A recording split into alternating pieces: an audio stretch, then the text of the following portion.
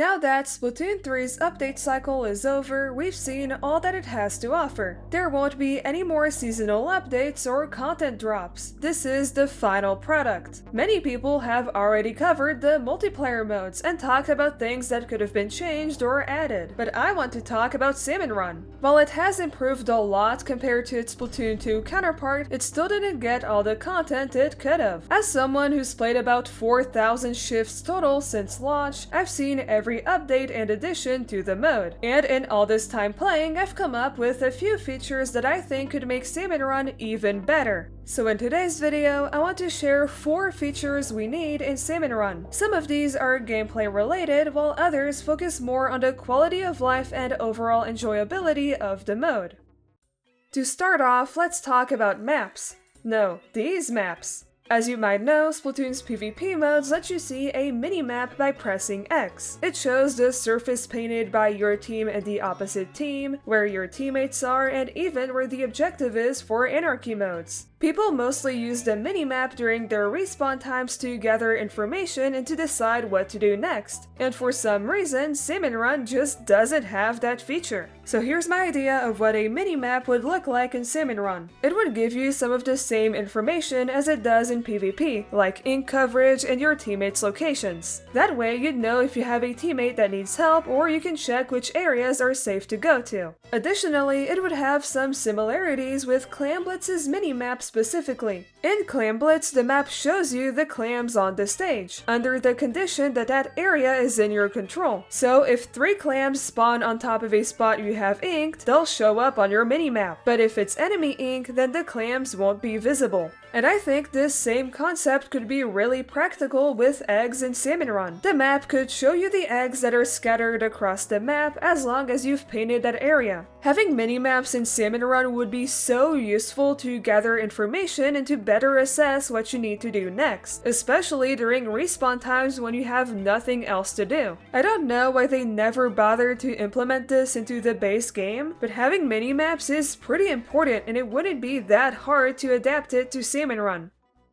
Another feature I'd like to see is gear abilities. There isn't really any gear in Salmon Run. We have slop suits and gloop suits, and I'd like to be able to add abilities onto them. These abilities would show up as badges in the shop, and when they're equipped, they'd be visible on your slop suit. The abilities could be some that we already have in PvP, as well as exclusive ones for Salmon Run. Maybe there could be an ability that helps you locate eggs, or an ability that gives you 1 super jump per game. Unique abilities such as these could add a lot of variety to the mode. There would also be ones like ink resistance to make salmonid ink less bothersome, or ink saver main for weapons that are very ink hungry. And we could even broaden the scope to abilities from single player like main piercing or ink coverage. My idea is that you'd be able to buy as many of these abilities as you want, but you could only have 1 equipped at a time. So if you choose to equip ink resistance, for example, you wouldn't be able to have main saver or quick respawn with it.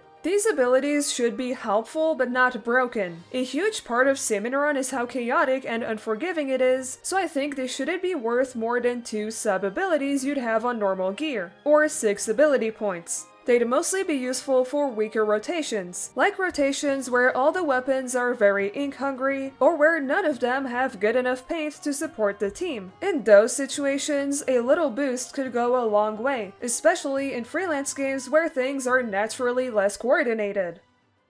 Next up is one I've talked about many times in the past: replays. Replays for PvP modes have been available since launch. They're recordings of your games that let you see the point of view of every player in that game, the mini-map, different camera angles, and they even have a little timeline that shows everything that happened during that game. This resource is often used by people to look back at gameplay and analyze it from a more critical standpoint. Replays are useful to review games and see what could be done to improve, but they can also be used by people who simply feel like looking back at a game for any reason. Maybe something weird happened, or they're just curious and want an overview of the game. Or maybe they're even content creators who want to record their games as background footage. The fact that we still don't have this in Salmon Run is honestly insane to me, because we know that the devs use replays for extra work, so why can't players have replays too? For replays in Salmon Run, the timeline could show when bosses appear, when teammates die, and even when the egg quota is met. And the other features like the different points of view and camera angles could be the same, because those work in every mode.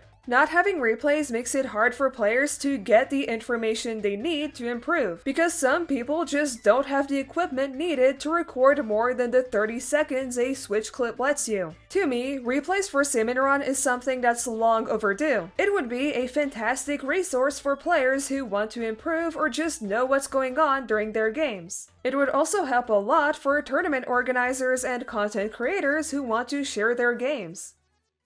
This final feature is something I'm sure we can all agree with: more game modes. Freelance is fun, but it's the only mode that's available at all times. It's the same format on the same maps that we've had for the past 2.5 years now, so it can get a little repetitive. So much could be done with Salmon Run's gameplay, and I think it's a shame that we only have one mode. So I've come up with 2 ideas that I think would work well alongside Freelance. And the first one is a hard mode. In the game's files, there actually was a scrapped mode that seemed to be harder than Freelance, so I'll be using some of those scrapped features. This new mode would have faster and more aggressive salmonids along with a higher egg quota, but to make it possible to reach the quota, some bosses could drop these big eggs that are worth 3 normal eggs each. And for the general appearance of this mode, it would always have the Nightwave skybox and some of that anxiety-inducing music to really have that hard mode ambience.